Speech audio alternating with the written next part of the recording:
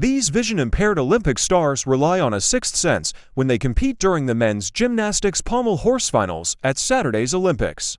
Pommel horse specialist Stephen Nedoroscik abandoned his glasses before he stepped up to the apparatus. He stuck the landing, feet squarely on the mat, capturing his second bronze medal of the Paris Games. Nedoroscik is not the only Olympic athlete with vision impairment excelling in their sport. Irish swimmer Daniel Wiffen ditched his glasses before clinching the gold in the 800 meters freestyle on Tuesday.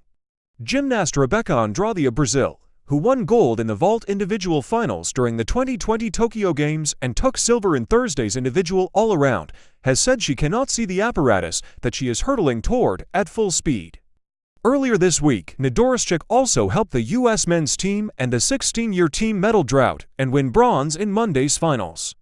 After his routine, he admitted to reporters that although he couldn't see when he mounted the horse, he didn't need to. "When I go up on the pommel horse, it's all about feeling the equipment. I don't even see when I'm doing my gymnastics," he told NBC's Today. "It's all in the hands.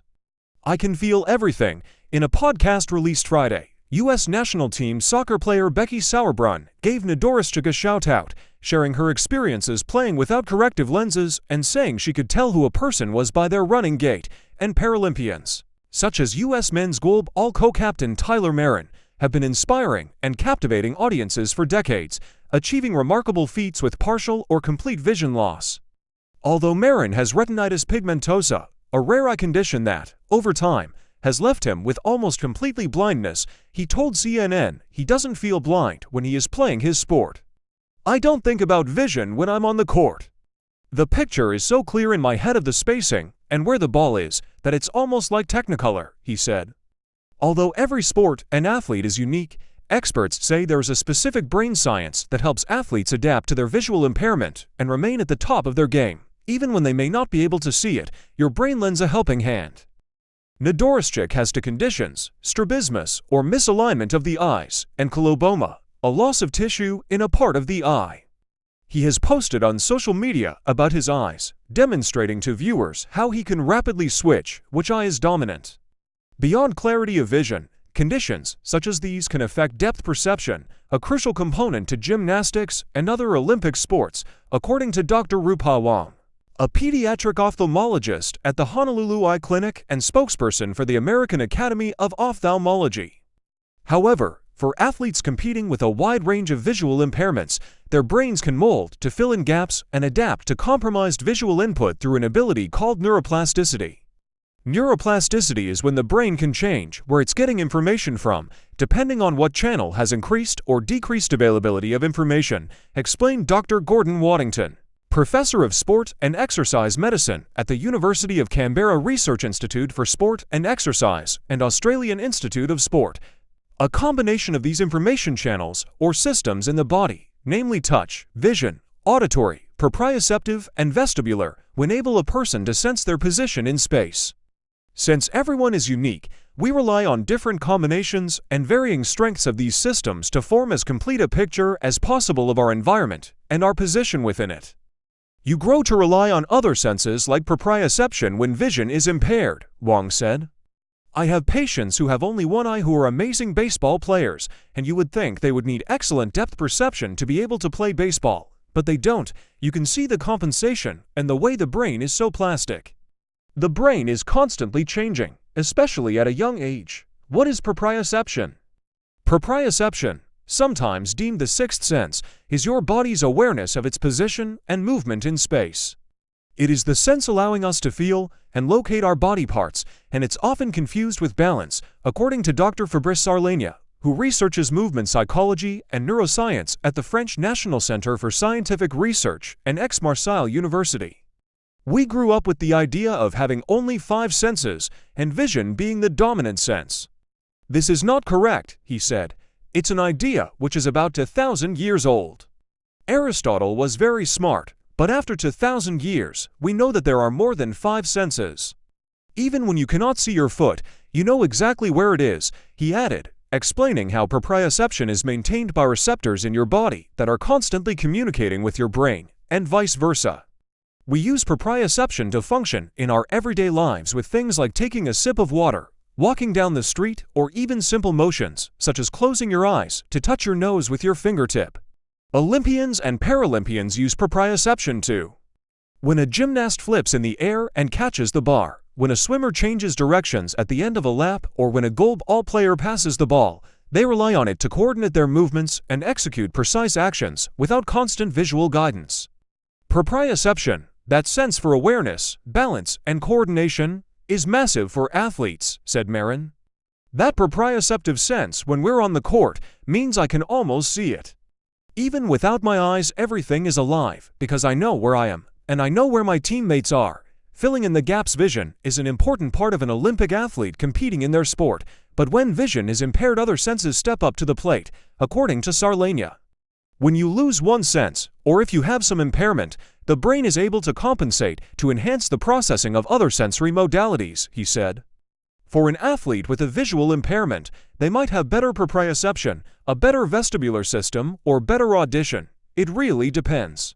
Strengthening these other senses is also a crucial component of executing a successful routine with less than perfect vision. For example, through countless repetitions and practice, the brain increases its attention on information coming in through other pathways to create an internal image that allows the athlete to perform skills accurately without relying on perfect vision, according to Waddington. There's no one way for an Olympian to be good at their sport. With eyes open and with perfect 20/20ths vision is not the only way we see individuals excelling. They do so in so many ways, relying on their other senses to compensate. I think it's truly amazing, Wong added. Lessons from goalball for Paralympians with near-complete vision loss like Marin. Tapping into the body's other senses is especially critical and comes with a learning curve, particularly in goalball. Goalball was invented in 1946 to rehabilitate veterans who lost their sight serving in World War II. Combining elements of handball and soccer, the game involves throwing a ball into an opposing team's guarded net to score points. The ball contains bells, and raised tape on the floor helps players use hearing and touch to locate the ball and their position on the court. Although all players must be legally blind, have less than 10% vision to compete, everyone wears a blindfold to ensure fair competition, according to the International Paralympic Committee. As we throw it back and forth, we track the sound of the ball on the floor, Marin illustrated. You can also hear the spacing of your players. As we walk around, we generally know where everybody is and use tactile markers to know where we are on the floor. Visualization without sight athletes can use visualization tools even when they are unable to see. Studies have shown that mental imagery can improve both cognitive and physical performance for athletes of all kinds. Tapping into the sixth sense, communicating between teammates, planning, and sports psychology all help athletes with vision loss paint mental image of their game in their head, according to Marin. For athletes, everything is about visualization, and you can have plenty of visualization without having vision. It's something that we practice. It's not your eyes, it's your mind that does the work, he said. Our sport is not much different. You take out the visual element, but the athlete is still intact. Over the years, your brain puts together into an impressive picture. Nedoroscik practices this visualization as well. The Olympic bronze medalist, deemed a sleeper agent by some, was seen closing his eyes and picturing his routine while waiting for his turn to compete in the team finals. He was also spotted on the sidelines, eyes closed, mentally walking through his pommel horse skills before stepping up to compete during Olympic qualifications, a routine that helped secure his spot on the 2020 team. When you close your eyes, you're able to picture exactly how you want your body to move, added Sarlania, noting there are a lot of complications in the brain that turn these visuals into motor action. A new superpower: Olympic athletes with vision impairment have shown that you don't need 20/20ths vision to get the job done. These athletes serve as role models for children with similar conditions who are getting their start in sports, according to Wong. Nedoroscik has been compared to Clark Kent, Superman's alter ego, transforming into a superhero when he takes off his glasses. One of his conditions, strabismus, has also been reported by researchers to be behind the genius of Leonardo da Vinci, allowing the painter to perceive the world differently and facilitating his accurate depiction of three-dimensional objects on flat surfaces. I love this concept of it being a superpower, Wong said. All of these athletes are so empowering to kids like my patients who can see visual impairment is not limiting them. They can become an Olympian even with coloboma, even with strabismus, even with nearsightedness or needing glasses. The limits can be as simple as what they put on themselves. Marin was empowered to play goalball through a U.S. Association of Blind Athletes camp intended to teach kids with vision loss how to play adapted sports. Organizations like these, he said, are crucial in helping kids with vision loss connect with mentors and realize sports are a possibility to them. The importance of showing what has been done by others before so you know what you're capable of is incalculable, Marin said. This changed my perspective about my blindness. Being able to see mentors who are blind going to school, traveling the world, starting families, owning businesses, and competing in sports. According to Marin, the vision impairment doesn't change the athlete, only the way that the game is performed. There's nothing different between a Paralympic athlete and an able-bodied athlete, just that they have a disability. The mentality is the same. He added, the big thing is not, I'm visually impaired, and I'm doing this. It's look what I am doing regardless of vision loss. As treatment methods for visual impairment progress, such as gene therapy, new tools may become available to help patients, such as Wang's, to participate more fully in sports, she said.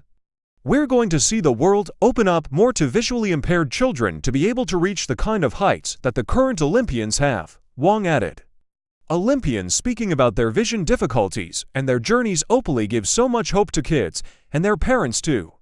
It is inspiring the next generation who knows what future Olympians may be present in this crop that will be inspired to try despite having an eye condition.